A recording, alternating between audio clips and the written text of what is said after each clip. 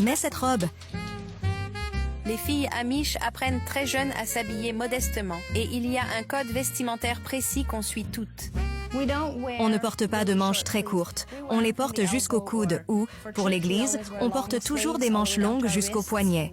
Et on ne doit pas avoir de décolleté trop bas pour ne pas montrer notre poitrine. Et on ne doit pas avoir les épaules découvertes. Je crois que Dieu déteste les décolletés. On porte aussi des robes longues jusqu'aux chevilles qui couvrent nos jambes.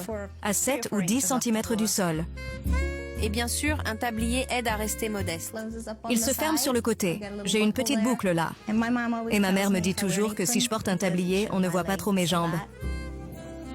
C'est important qu'on s'habille de façon féminine. Les femmes ne portent jamais de pantalon car ce sont des vêtements d'hommes.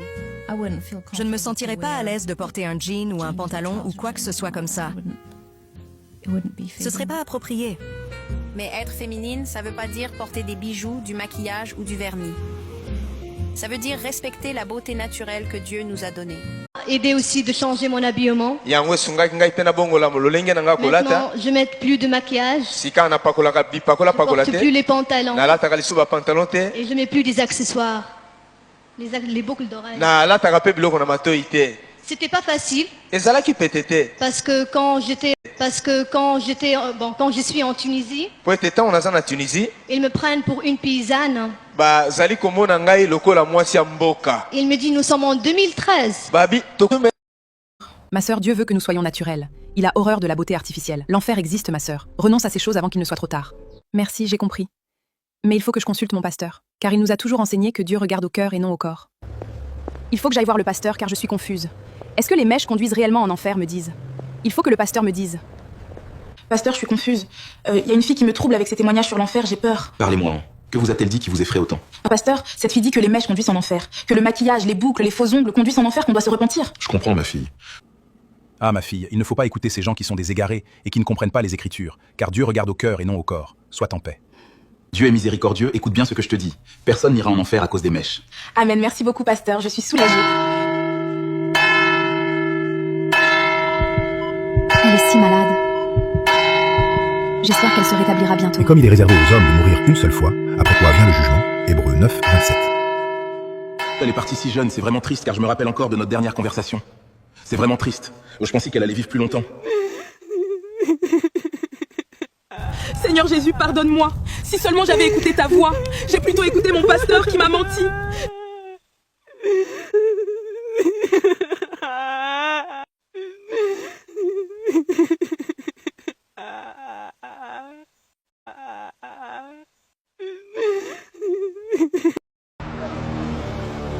Je suis morte. La seconde suivante, je me suis retrouvée devant les portes du paradis. Vous ne pouvez pas imaginer ce qui s'est passé ensuite. Puis-je entrer pas? Mon enfant, tu ne peux pas entrer. Quoi faire? J'allais à l'église, je priais et je servais Dieu. Pourquoi ne puis-je pas entrer pas? Regarde le premier témoin.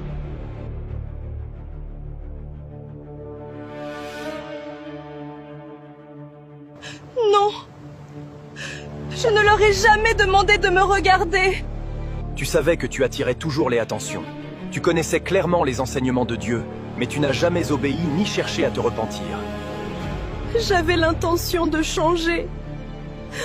Je n'en ai simplement pas eu le temps. Dieu t'a donné d'innombrables occasions de te repentir, mais tu les as ignorées encore et encore.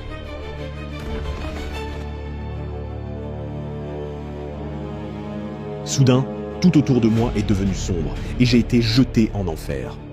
À cet instant précis, je me suis réveillé, les larmes aux yeux, en me repentant profondément. Mon ami, n'attends pas demain pour te réconcilier avec Dieu, car demain ne t'appartient pas.